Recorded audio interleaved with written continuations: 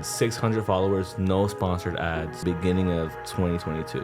Are you serious? So now I have 46,000. I've been doing a graphic a day since 2021 to today. Wow. Like on, Just 3 years on of just- Christmas, like every holiday, Faith Hustle, you have to rely on supernatural. There's some Absolutely. stuff that you're like, I don't even know how I got that client. We stop relying on miracles. We're Yeah. like methods. We all want the method. We all want the book. But some things are just like, man, God showed up. There is no finish line. For us, especially Faith Hustle people, the mission of the gospel never ends until Jesus comes back. Right? Come on. So if I get 100,000 followers, well, the mission still remains. Somebody here might be watching like, man, I want that growth. Just what you don't see that comes with that. And actually, someone called me the other day and I said,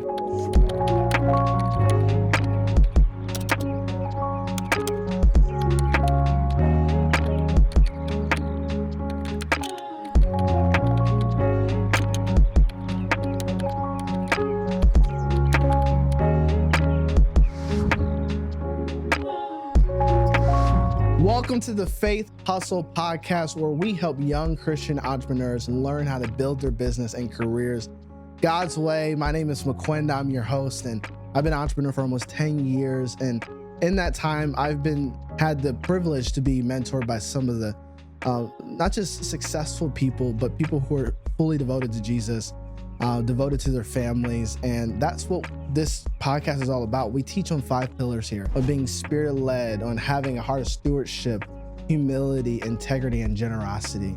Those are the things that we believe make up someone that has a faith hustle. So if that's something that describes you or something you're wanting to pursue, tap in with us and join us on this journey, and subscribe to this podcast, whether it's on any audio platform you listen to or on YouTube.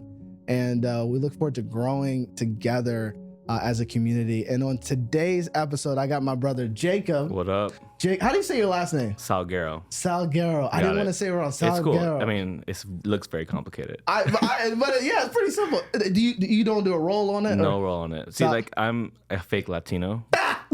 So like I'm Puerto Rican, but like I grew up in New York. And like didn't grow up around like my culture. So I can't even speak Spanish, so you know what I mean? Listen, I'm African and don't speak anything in my dad's language, so yeah, it's all good. My parents make me feel bad for it, but I'm like, you didn't teach me Spanish. That's what I tell my dad. I'm like, why didn't you teach me? You're not ready for this conversation then. Like, be for real. So Sulguero, that's how it goes, man. I love it. It's an honor to have you on, man. It's cool because probably like, I don't know, a year and a half ago, I probably saw your stuff on Instagram, and I was like, man, these like, and it's funny, like everyone started doing graphics like you did, like dude, the carousels and like. I don't want to like, but to the T, like even the font, the stroke. I was like, this is crazy. What's like what do they say? The greatest compliment is imitation. Yeah, you know but like everybody. Yeah, it's like, and like no love on my end, like. Shout outs to Jacob. It's like I nothing. was just like, for me, I'm like, oh yeah, I got inspired by this person. At least like something on the story. Like be for real. On the story. But like, dude, like blatant copy. Like some people have copied bar for bar.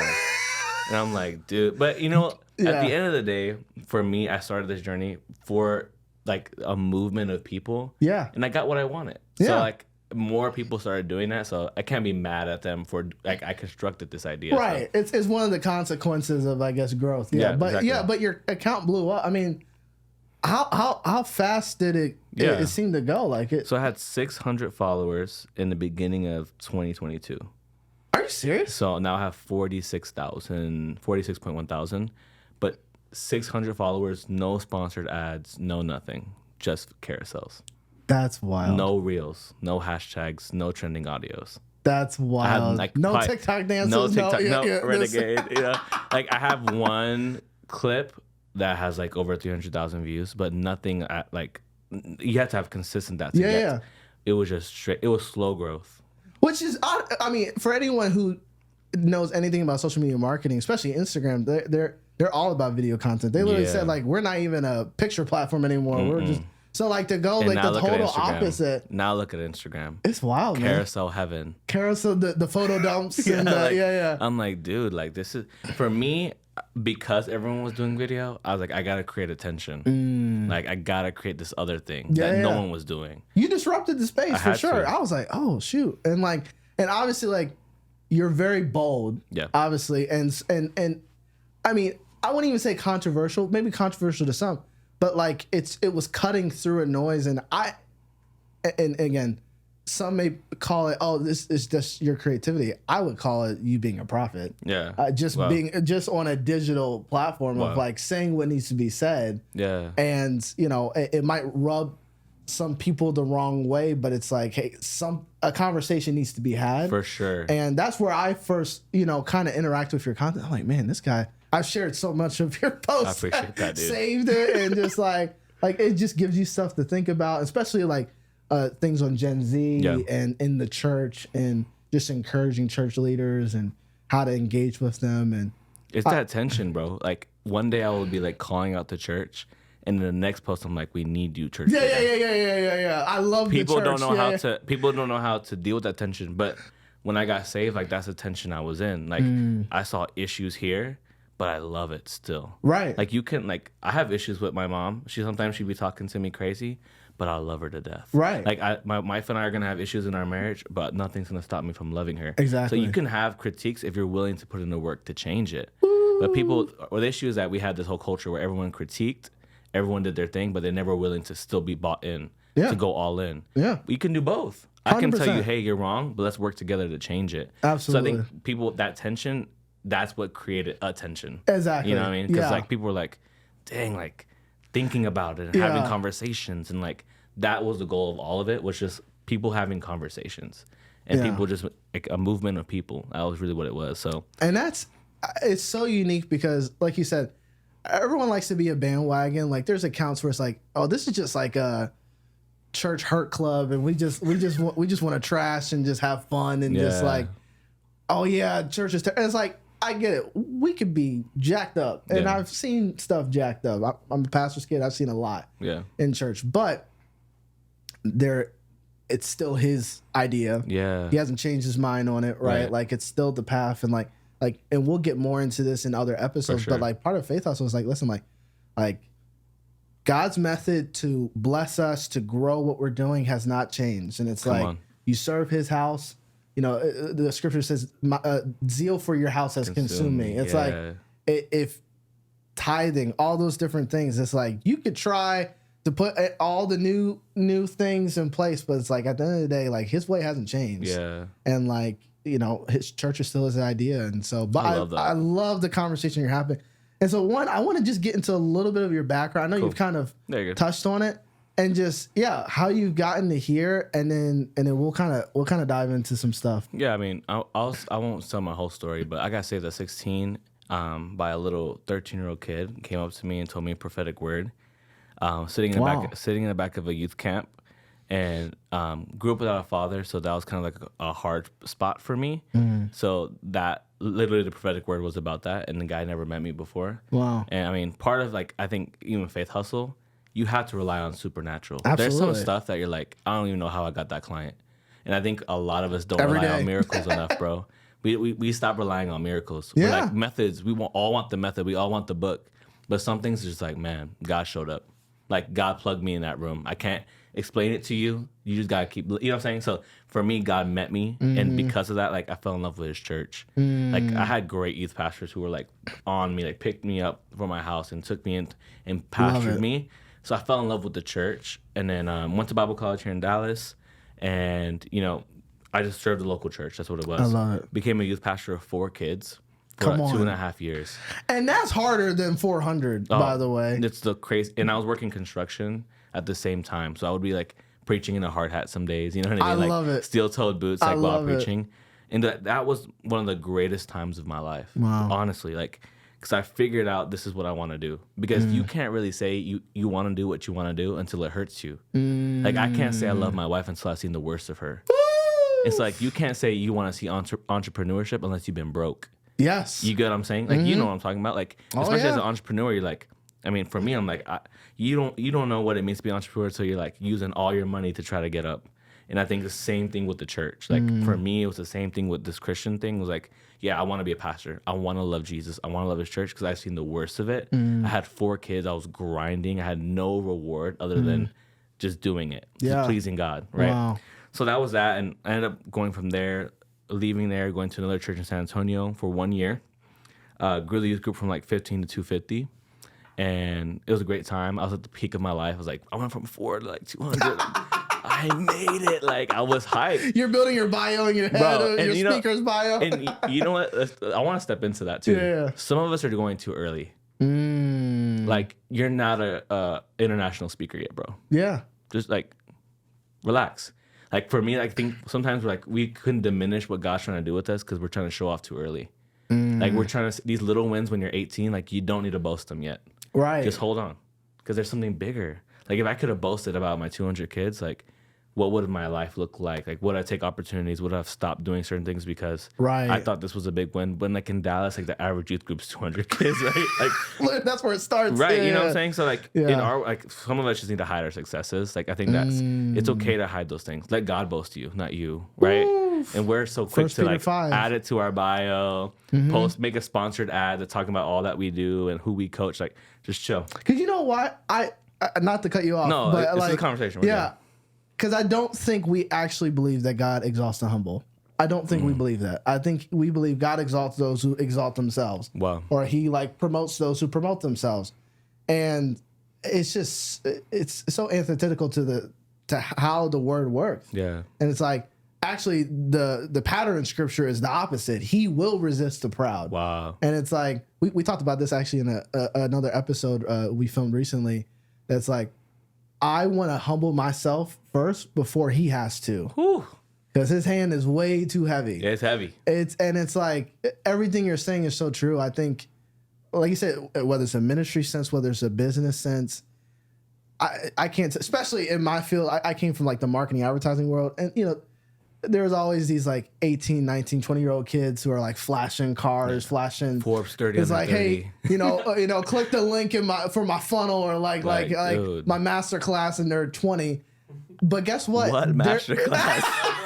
Like but then like that 2 years later, you don't hear from them again, or they're doing something else. They're doing like credit hacking, or they're doing like like I've been in that world, and I'm like, man, like and so much time, I'm like, God, why aren't you doing this for me? Like, why do I got a class? Why do I got this? Wow. And it was just like this quiet growth. Because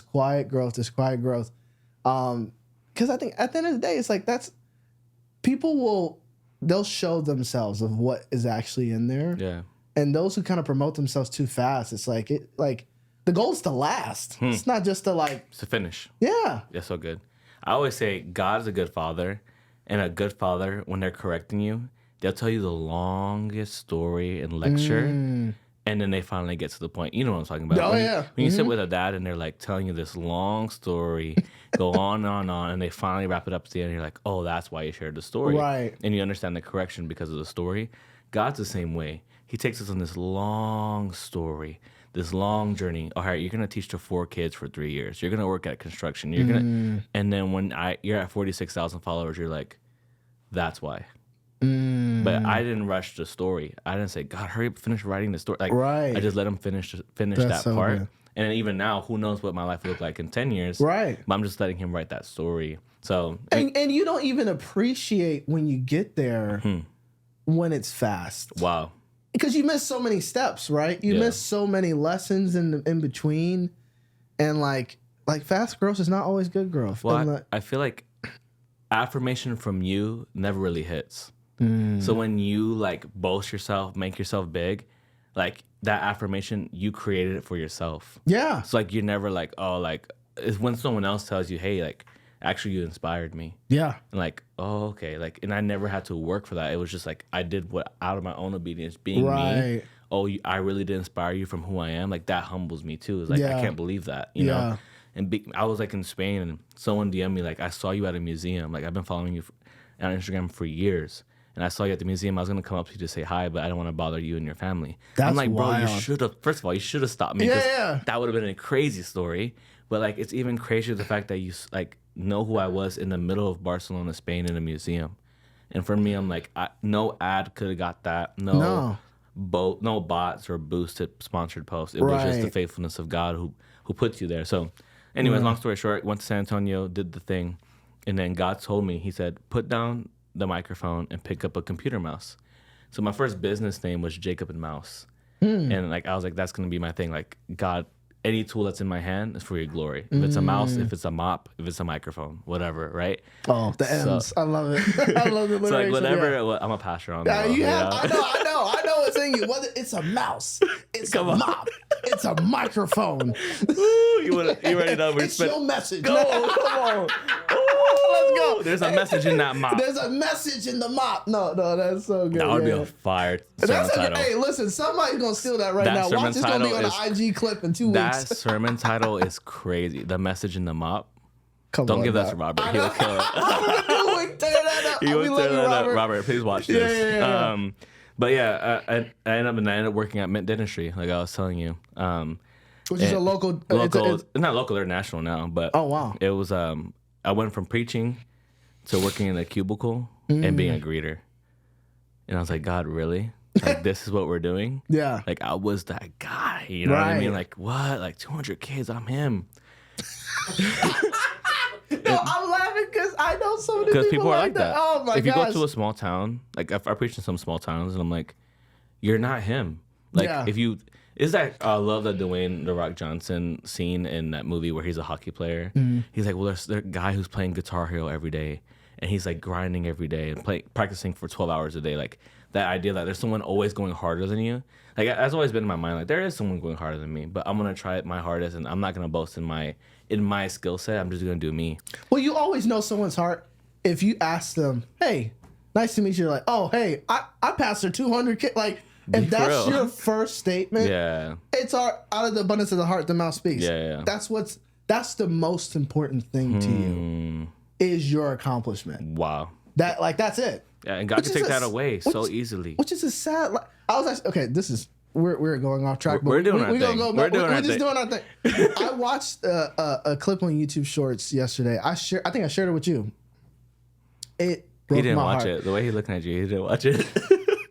Yeah. Okay. It's on scene, ain't it? No, I know exactly what you're talking about. Yeah. It was a clip of a guy that he had a huge email list that he built up. It was all in like business and like stock stuff, and like millions of people on this list. And he ended up selling it for like $20 million.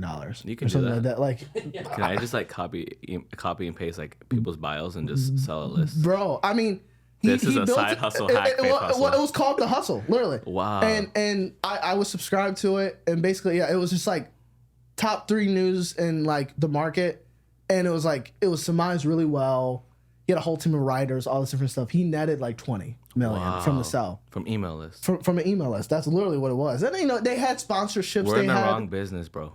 Bro, you tell me. Email list? Emails, bro. No editing. Emails are like they still are fire. No, people do. I mean, people buy email lists to do a bunch of stuff. Oh yeah, so I get absolutely. Yeah. No, there's sites where you can. This is a plug. There's sites where you can buy email lists for people. Like, let's say you're like a skin care line. You can like an American Express, like someone who like they spend their money on these certain products. You can get email lists from that. It's crazy. Wow. But anyways, I want to know what list I'm on. Oh man, that's another Sherman title. Yeah, camera list probably for me. But anyways, this guy did a clip. He's talking about that, and he was miserable. He said, "Man, like I can't sleep. I can't like I feel like I'm still like I don't have enough." He's got $20 million. Like and he said it proudly, like that's my accomplishment, and yet I feel like I still have nothing. Wow. And he was like, all the therapy in the world, all this stuff couldn't do it. And I'm like, that it just broke my heart. It's like, and again, whether it's in ministry or business, it's like if what you accomplish that's the height of who you are, you are bound to fail. Yeah, and I think the idea is like, is my goal to get to a number, or is there like a never-ending mission in my life? So I feel like, all right, you got 20 million, and you're like, now what? Right. But for someone like us, I'm like, I got 20 million. Okay, now I can do this, this, and this. Right. Because the mission for us, especially Faith Hustle people, the mission of the gospel never ends until Jesus comes back. Right? Come on. So if we have that mission, then it's like, well, if I get 100,000 followers, well, the mission still remains. Yes. If I get $100 million, the mission still remains. You don't reach an end mark. There's no end mark. Yeah. I saw this book when I was in Barcelona, like at this random coffee shop, and it said, "After all, there is no finish line." That's the title of the book. And I was like, this is such an insane thing for believers, because there is no finish line. No. Like we are keep going. There's no retirement to the gospel until he comes. Like, we can stop working, but we'll never stop until the day our life ends. And even then, we'll still be giving God glory in eternity. Yes. There is no finish line for us, right? But for people who are not believers, who are building businesses, there's no means to an end. Like, and even if you have a business, for us, like now our business, like our goal is to raise young creatives. It's called Tomorrow Creative. That's my business. Our goal is to raise tomorrow creatives. That mission will never end, right? Because there'll be always another generation of creatives who need mentoring, right? So, I think for a lot of people, it's like you need to have that meaning, that why. So when you get a big accomplishment, that's just going towards the mission. Exactly. You know what I mean? No, it's so good. So I want to get into your business. So you have a niche of, which I'm sure you do a lot of work with other different industries, but the church, right? 100%. Tomorrow Creatives. Tell me a little bit about that. And one, do you find a significance in picking a niche? And maybe it wasn't necessarily like strategic, like you were thinking about it, but like, what have you learned in that process of kind of picking a lane and kind of going all in with churches and doing their design? And you can talk a little bit about what it is. You're good, yeah, because just finishing up like the story, working at Mint Dentistry as a graphic designer, I learned graphics because of church. Got it. So that's like when I was with 4 kids, I was learning graphics. So I learned the graphic stuff just from YouTube, church. So when I started working at Mint, I started learning more marketing stuff. Like I was leaning into these marketing meetings, and I started taking that for myself when it came to business. And I just started scaling like while I was working my job. I guess it's for somebody too, because some people always ask me like, when do I go off my own? Like that's a big question. Like when do I start? And for people who have kids like me, it's a hard jump. Yeah. So I was like, I made sure I made 4 times amount that I made at my salary job before I left, and that's a crazy amount. But that I wanted to make sure like I was good. Yeah. You know what I mean? So now we're scaling more than that, but that was my goal, was to make 4 times the salary I was making at that job. So once I got that, that's when I quit my job and just full send my business. That's smart. That's wise. And I waited till I waited till I had a bunch of things set, took care of some things. I bought a new car. I did my thing because you can't even buy a car without a job. So so I figured all that stuff out. I mean, that's probably a bad asset, but I don't know. Whatever. I needed a new car. I had a baby or whatever. My car was small. Whatever. But like my goal was to net that much as soon as I quit. So I did that, and then the niche thing is interesting because I felt like niches were popular, especially in 2020 when people were like starting to do online content, and we were forcing people to pick a niche rather like just feeling out what's working for them. So when I started posting, I posted 3 posts. I posted Gen Z, leadership, and theology, the 3 things that I love. Right. The one that got the most likes and shares was my Gen Z thing, and I think I got like 4 shares, right? The other got 0, One had 50 likes, the other had like 5. Yeah. So I was like, oh, people like Gen Z content. Let me just keep doing that. Got it. And I kept pushing. And I never like left the place where I still love Gen Z. That's who I am. That's my age group. But like I posted multiple things that I liked and what worked in that current, climate, So maybe, it was way more strategic than just like, waking up and being like, oh, Gen Z, Right. Because I do think there can be a pressure, because I feel that of like, all right, I'm told I got to pick a niche in business. I don't even know where to start. Rather than being like, whoever's biting. Yep, literally. There it is. I tested the waters. Okay, this is working. This is not working. Even now you'll see like, I'll post a reel and I'll post something else. I'm like, okay, what's work? A/B testing. That's what we learned in marketing. Yeah. Okay, A/B testing and for me was social media. And for my business, that obviously doing Gen Z and the church, that became the way I got churches to sign up for us, especially retainer, because I was like, all these other church, I'm not hating other church graphic people, but I'm going to. A lot of these other church graphic organizations do things for small churches and not with Gen Z in mind. Your graphics are created by Gen Zers. And for me, it's like, that's literally my next gen is creating your graphics, meaning it's going to be cool. Yeah. And we're going to make sure it fits your church aesthetic, but we're going to make sure it looks cool for another generation. Exactly. And churches love that because our stuff doesn't look like the other, other church, graphic scenes out there. We look completely different. Right. Because we're young. We're doing things, and we're doing things from a different perspective where we're not trying to make it like seeker friendly to like the older boomer. We're trying to make it dope for your church. Right. And that's why I think for me, that's why churches loved us. And that's why some businesses love us, because it's like, you're trying to reach younger people, use us, So you picked a lane. You picked the focus. Like, this is what we're known for. Yep. And then you pick the audience. And this is who we do it for. I was like, with my friend of mine, he owns multiple vein clinics here in Dallas. Super successful, ultra millionaire. And he was like, you can be Shug's Bagels, where you only have like 2 locations, or you can be like Dunkin' Donuts, where you have 100 locations. But you know what? They probably make around the same money in the city, you know? And like you could be like the popular bagel chain where you're just popping up different shops everywhere, or you could be like that high class exclusive one, which makes almost the same amount of money. And for his example was he opened 3 clinics in the city, and this one person opened 20, and he was making more money with 3. And he was like, why don't you just be more exclusive? Tell people, hey, if you don't want the cooler Gen Zer look, we're not for you. Yeah. And that became my thing. Like, hey, we're not going to work for everybody, but the people we work for, we're probably going to make the same amount of money as the other company is, because we are niche in ourselves and exclusive. And that some people need to learn that. Like, you're not going to be for everyone. No. And that's okay. And it's exhausting if you try to. Yeah. And I'm saying that, raising my hand, that's what I used to do. Yeah. I thought I was for everybody. And part of the beginning, it was fun. Yeah. I was learning new industries. I was learning different stuff. And you know, there's that part of exploring. I started my company when I was 20, so I didn't know a direction. But your margins get very thin. Yes. When you do that, because you're so spread thin across the board. And focus, focus is underrated. Of like how, like, if you can just be dialed in one thing, you don't have to be worrying about this thing that's totally separate from this. You know, so that's so good.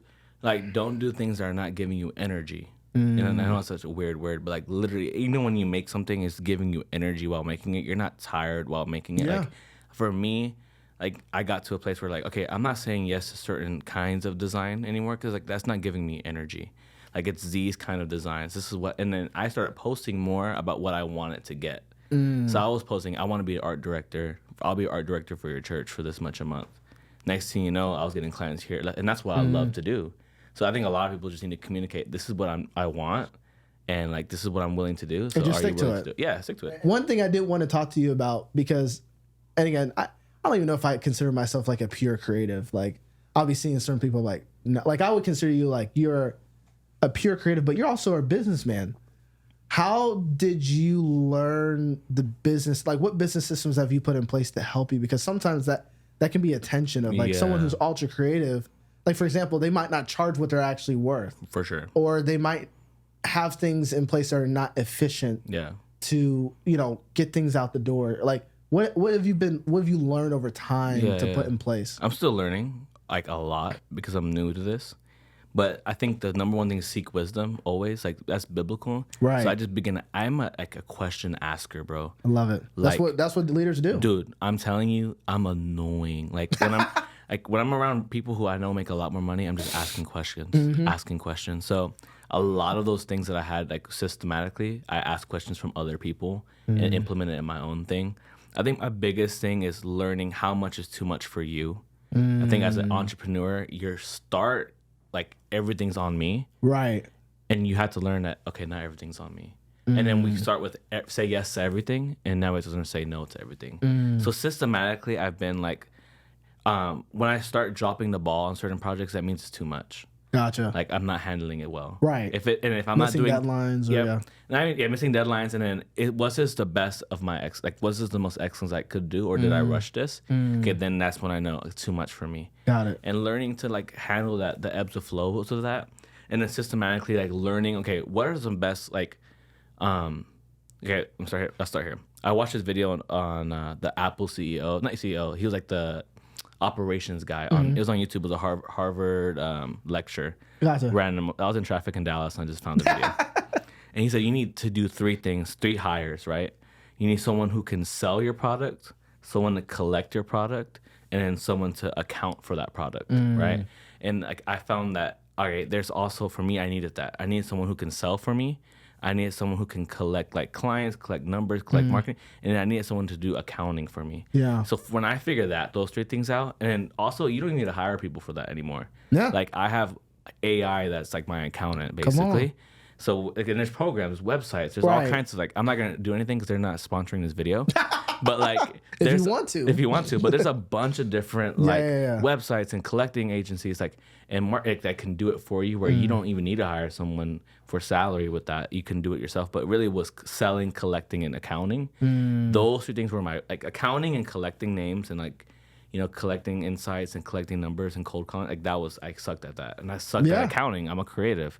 I could sell myself all day. Yeah. But I needed other people to sell me. So I figured out those 3 things, and that scaled my business. Smart. I scaled it like 5 times because of that. Wow. Let the accounting go. Let a computer handle that. Yeah. Like let the collecting names and numbers go. Like let a computer handle that. Yeah. Selling, start, people who want to make extra cash, start hitting them up. Yeah. And give them commission. I don't need to hire a full-time person. I have 50 people who are pastors who don't make enough money at their church who are all connected to other churches. Oh, that's genius.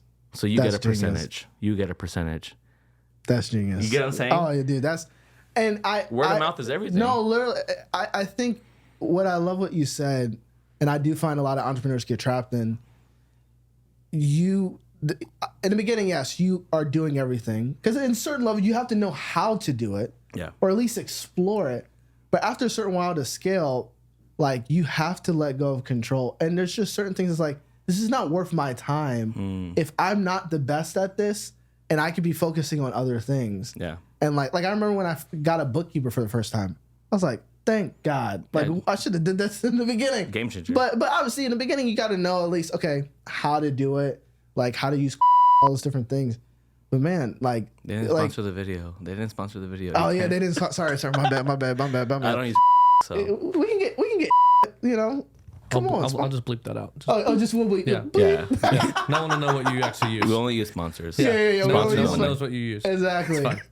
We need a Christian version of like we'll call it the Good Steward. That's a great business. Whoa. Did we just do something? Whoa. Bro, we about to have a business out here. Same thing. That's kind of energy though. The Good Steward's crazy name and crazy branding around it. Hey. Anyways, I mean, we're not. By the way, I don't have the energy to do that, but someone should do that. We need to collab on some merch stuff, bro. Let me know. For real. That's been my, and that's, what's interesting. We could keep going about this, but that was my entryway to a lot of these bigger churches. It was just me posting random shirts. So let me just start here. Go. I know I'm going the thing, but I started like really being disciplined of a graphic a day.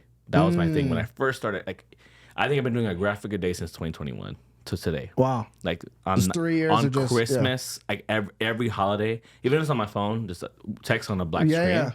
It's a discipline I created. A graphic a day. And then some days when I get bored, I just create merch and because I feel like a lot of creators, they get bored, so they hop on PS5. They're doing their thing. You're numbing your brain because your brain's always going. There's nothing wrong with that. You're numbing your brain because your brain's always going. Yeah. But I learned when I want to numb my brain, I need to actually do more creative things. That's smart. So I started doing more merch and just having more fun and challenging myself. And I even created a group on Instagram where it's we challenge each other every week on different graphic challenges, just so we can challenge ourselves to get better. Yeah. And I started posting these merch things. I had no merch clients. I just started posting mock-up merches on my story. It was boom, boom, boom, boom. And now we work for the largest church in the world. We did stuff for Life Church, the largest church in America. Jeez. And it's I did merch for that church when no one, I was still working at Mint Dentistry when I was doing that. Wow. And I was this crazy, just posting things online, and how it can move people. You don't know what is getting sent to each other. No, not at all. You just see the number, how many shares, but you don't know how big the names are sending those things. And you'll miss it if you wait for someone to pay you to put it out. Because that's a good concept. I mean, even in video, it's the same thing. We call it spec work, right? You do a project for free, or there's many times I've broke even on a project if I wanted to try something new, or I remember the first time I wanted to write a script and have it narrated and have a sound designer and have a VO and all this different stuff, and that got me another paying gig because when I would show that, this is what we're capable of. They're how was that? It wasn't what I charged those guys. Yeah. It's double now. It's double now. Yeah, exactly. What does that mean? The price went up. Oh yeah. The price just last year's price is not today's price. Yesterday's price is not today's price. Yeah, Fat Joe. Yeah. But great name. It's amazing. But literally, you have to put stuff out. If you want to do work with churches, or if you want to do work with whatever industry, make work for free or make spec work. Emphasis on what do you want to do and go out, because that's the energy you need to be on. Because people are, I never forget this. I had a mentor of mine. He told me once, and it convicted me. He said, man, I love you. I'm always trying to talk you up as far as the other business owners, but I'll be honest, I don't know how to talk about you. Because it's hard to explain what you do. Wow. And I realized that's not his fault. That's my fault. Wow. I'm not putting out enough. I'm not clear enough. I don't have a clear enough path where it's like someone, when they think of Mequenda, when they think of Spark, my company, this is what they do. Yeah. They do this. Simple. And it's like, or like for you, like I can tell you speak about the church and you help the church. Yep. Period. And it's like, it's easier on the brain. Like we're way simpler than we imagine. It's like, because I meet so many business owners, you ask them what they do. Yeah, I got this business here, right? And then I got this thing, and then I got this thing. And it's fine. You can have multiple hustles, but it's like, I just don't know how to talk about you. So don't blame me when I don't give you any leads, because it's I don't know how to tell what you do. It's almost more impressive to me, like, who do you do it for? Because then it's like, I can be like, yeah, he does video, he does podcasts, who's he do for? Right. Not even just what he does. Like, I can help you. You probably can help people with branding and all that stuff too. Right. But who do you do it for? Right. And for me, it's like, I do it for the church, regardless. You can have me preach. Yeah. I can design. Or I can run your social media. Yeah. For the church. And I mean, it's a good industry because the church will never end, right? It's true. It's helpful. But absolutely. also, like, I'm able to, like, people can say, like, you're making money from the church, but also they don't see the back end of, like, we do so much work for churches under 100 people for free. Oh, so, like, awesome. when these big churches have huge budgets, like, get to help us, we get to help 15 other churches that don't, you know what I'm saying? That's awesome. We're always doing free things. And I think for us, regardless, we're always going to be a blessing to church. I love it.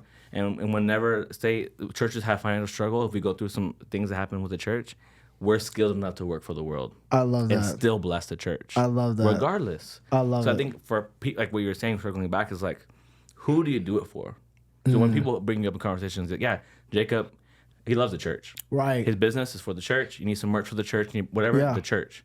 Okay, cool. Like, all right, I know 10 people who work in church. Your brain already starts thinking about, I know this guy, know this guy. I need this help. Rather than like, I do graphic design. Okay. What does that mean? I know 10 other people who do graphic design. It's like, no, I do graphic design for car washes. I mean, I just made up one, but you know what I mean? Like, Great. I do it for coffee shops. Yeah, perfect. Like, coffee shop design, I'm your guy. Yeah. It's like, oh, great. I know this guy. He's looking to start his. He's trying to refresh his. Yeah, exactly. And I've heard, like, Rich Wilkerson said the thing about, like, the gospel is not like, people are mad that the gospel is not inclusive, but he's saying it's not like that. It's like, it's like a turnpike where, like, there's just no exits. You only need to get there and get back. There's only one way to get to the street. Wow. And one way to get to the destination is one highway. Yeah. This is the only way. I think for me in business is like, okay, this is me. Right. And, like, if I stop, like, doing my business, you'll still see me work for the church. If it's a youth pastor, if it's a facility whatever manager, regardless, that's what my passion is. I think there's not enough believers who know what they're passionate about. Right. And back to the niche thing, I had a class and I said, master class, whatever, but I didn't say master, you said regular.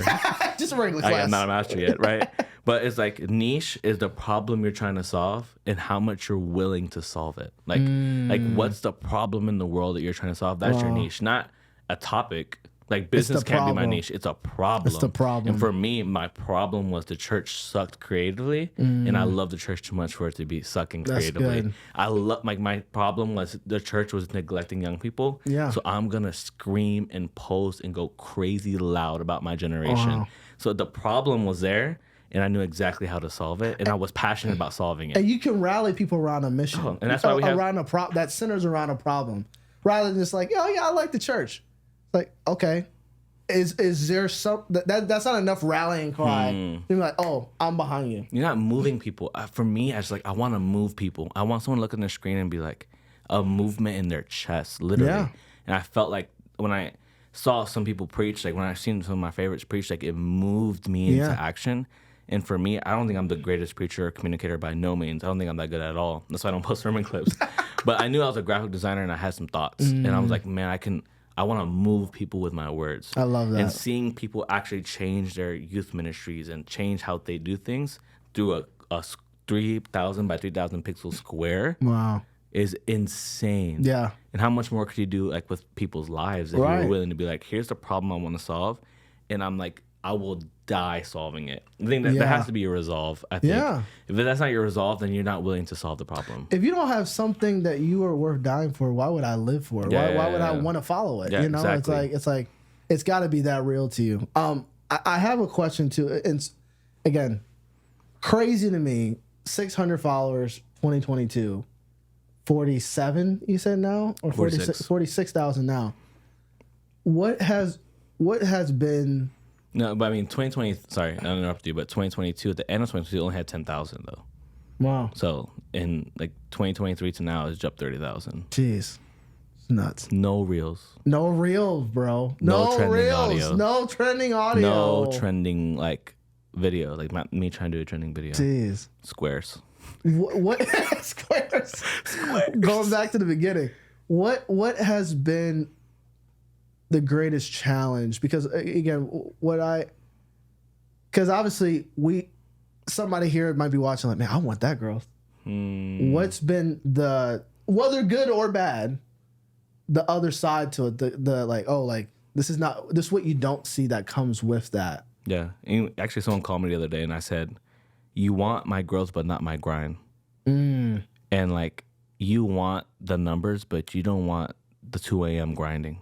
Wow. Like, you don't want, after preaching a sermon in California, putting your baby down to sleep and still having to work for your clients. Wow. You don't want that. You don't want, like, you didn't want preaching in front of 4 kids for 2.5 years. Wow. Like, so I think for me, like, what people don't see in the back end, I don't deal with a lot of like stress factors because obviously financially we're way better. I mean, the biggest issue is just haters, you know. But beyond that, it's just like the grind. It's a grind for me to go travel and preach and still run a business, and then also being and still posting, and also being an extremely present father. Like, I'm extremely present. I love it. And no one can, like, that's my biggest flex is I'm extremely present. I love it. Like, my wife sleeps in to 10 a.m. some days, and I'm just with my son in the Come morning. on. And but the thing is, some people are not willing to do that. Right. And I think that for me, a lot of people, again, they want the growth, but they don't want the grind. They don't want to wake up early and like take care of their kid and spend time with God and have these moments, or even do the little things like mopping the floors and cleaning toilets in the local church. And for me, it's always been like, this is how I've always been my whole life. Right. Like, I've always been grinding, working hard. When I worked at a bakery or a construction, I always was working hard and preaching the gospel. And now that it's, numerically helping me, that still hasn't changed about me. That's beautiful. So I can preach on a Sunday, but I'm still preaching on the street. Wow. Like, I like when I was working construction, I would literally just be preaching to my coworkers, and no one saw those moments. Right. And like, I never asked for the growth. I never did anything to get growth. I was just being me and being faithful, and God saw that. So, but you don't want the grind. Right. You say you want to be a traveling preacher, but who are you preaching to like right now? Yeah. Like, you want to be a social media influencer. What are you creating? Right. And I think it's like people don't want, it's a grind, bro. Yeah. It's a grind, but there's grace behind it. That's right? so Because that's good. who I am. I'm a grinder. I'm a hustler.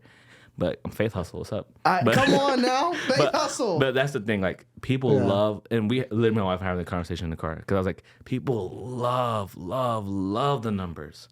But you don't love the hate that you get. You don't love the isolation you start getting. You don't love your own Christian brothers calling you out for being like a false prophet or a false. It's like a whole world, Christian thing. But like, oh yeah, I mean, some people, that's how they profit off calling people a false prophet. That's their business. That's their business. And I think for me, it's like you don't want this unless you've been doing it daily. Yeah. And then if you been doing it daily, like, you're not looking for the number anyway. Yeah. You know what I'm saying? I think what stands out to me, I used to have this kind of internal motto for myself, was that success is a habit. And it's like, it's not a destination. It's like, what I do right now, not having a lot, it's going to be the same. Like, nothing magical is going to happen when I get to $1 million in revenue, or get to whatever goal you got, 100,000 followers or whatever. It's the same habits, just repeated over time. Wow. But like you said, it's not sexy. It doesn't sell a lot of courses. It's not like, here's my secret sauce. I did this and I hacked this and I boom. It's like, it's not pretty, but it's but I think that's what God blesses though. He blesses like just the dailiness, the daily just, I'm going to show up. Wow. I'm going to do exactly what you told me to do. Yeah. And, you know, because I think so many times we can, again, like we can glamorize somebody's rise. And it's like, oh man, they must have did something that was just so otherworldly. When really, and I know people who've gotten there, and then they'll just, you know, you can just kind of be on yourself. Oh yeah, I did do this. And like, well, you know what? I think God was just like, I just reward faithfulness. I just reward you doing what I said and not caring about the credit, and then I get my glory shown. So good. You know? Yeah, faithfulness was my secret sauce. Oh, how did you... Faithfulness. Yeah. How do you have... Faithfulness. Because at the end of the day, Instagram goes down, still faithful. Yeah. Regardless. And I think for me too, like, it's been interesting because I feel like a lot of people, like especially with social media and stuff, they don't see like the idea of like, I'm just using what's in my hands. Like, I didn't start social media because it was trending. Because if it was, I would have done reels. No, I'm a graphic designer that loves church. This is what's in my hands, God. When I was a pastor, here's what's in my hands, a microphone. Right. When I was working construction, here's some tools. Like whatever's in my hands, right, I'm willing to surrender and use the most of it for his glory. And he is in charge of the rest. Right. Some seed, some water, but it's God who does the increase. Yeah. And I think for us, it's like, how much of us want the secret sauce to get the increase when that's God's job? Right. Especially as believers, you know? And sometimes we want a different tool. Yeah. Because we don't feel like, we see somebody else with another tool in their hands, they're like, oh man, that just seems better. And like, even for me, like, I didn't want to do video, you know, like that. This is what I do for my business and my craft. And I did advertising. I didn't want to do that. I wanted to do missions. That was my life. Yeah. That's what I was chasing after. But God told me to do this. God told me to be faithful, do video announcements for your church every week for free. Wow. I did pictures. I did everything you can think of, you know, social media wise. And I was faithful there. And, you know, God put this vision in my heart for Faith Hustle about 3 years ago. And I was like, God, is this it? Is this the time? And he was like, no, it's not. No. It's not it yet. And so I just stayed faithful. And funny enough, now that I've never felt more alive than doing this podcast. Come on. Never felt more alive. But I realized, I talked to my dad, I said, God used all those skills of me being a director of video, even knowing how to do it for this. Yeah. To be able to bless the church, encourage to be missional. Yeah. Like, I'm doing it, but with the tool he gave me. Come on. Not with another tool that I thought would be better or greater or, you know, whatever, you know, and I don't think it's the same. I mean, it's the parable of the talents. It's like, that's the best. We don't value what he put in our hands. So whatever you don't value, you will misuse. Whew. You know, and it's like, if you don't see it as valuable, you'll just toss it. Yeah. You know, and that's it's good. Like, but he can use it. That's good. I love that, man. That's good. I'd say last question before we wrap up here. It's been a good pod. This has been a great pod, bro. We can talk for days, but I know we're not going to be here for days. Yeah, we're getting the countdown. Yeah, let's cut it. What has kept you grounded in this growth, right? You talked about the challenges. You talked about the things that come on the other side of it. What has been your North Star in all of this? Yeah, so I would say, like, we could do a whole nother podcast about church hurt and stuff. I've been extremely cut by the church, like, been told by mega church pastors that like you are gonna quit, like you're gonna quit on your son like your dad quit on you, and I've had crazy stuff said about me. I mean, just for leaving a church, like, and told that someone told me I want to put this in here because there's somebody who's dealing with this, but like someone told me you'll never make a big impact for the world if you don't work at a big church. Wow. Remember that. It's what's up now, right? But he said what's up now. But what kept me grounded? Yeah. When the thing I love cut me the most. Like, what kept me grounded when I was in the deepest, darkest hole of my life was my deep intimacy with Jesus. Yeah. Though I was brutally hurt by church, I was healed by Jesus. Oof. Like, though I was like brutally cut by people, God's faithfulness was always around me. Wow. So I've never, ever, ever, ever given up on the faithfulness of Jesus. Wow. And the issue is a lot of people, they love church, but they don't really love Jesus. You love preachers, you don't really love the gospel. Wow. And I fell in love with Jesus, and Jesus is the only thing that's kept me together. Wow. He's the only thing that could heal my heart, bro. I was so broken. But he's the one that kept me loving the church. Wow. That and my wife and my family. Like, my wife and my family have been steady. My wife calls me out. She is Latina, so she's crazy. We love it. But what's big, like, what I've brought my family is, like, I've become, like, that's my greatest ministry. And I just fell in love with that idea and just being in love with them and walking, living life with them, that if no one ever recognizes me or tells me I accomplished anything, but my son says, I love you and I love Jesus, I won. So those things ground me. And, like, if I ever do something that's outside of those two wills, I know I'm not doing what I'm supposed to do. Wow. Like, if it's hurting my family or if it's hurting my relationship with Christ, it's not in the will of God. That's so good. So that's been my thing, that's been grounding me. It's like, man, like, my relationship with Jesus, he has been so faithful. And then my wife and my family, it's like being faithful to them and knowing that's my first priority. Wow. Dude, that's so good. I'll say one last thing. I was at Upper Room's conference in a year, and Corey Russell, he was speaking, and he probably preached the best message on prayer I've ever heard in my life.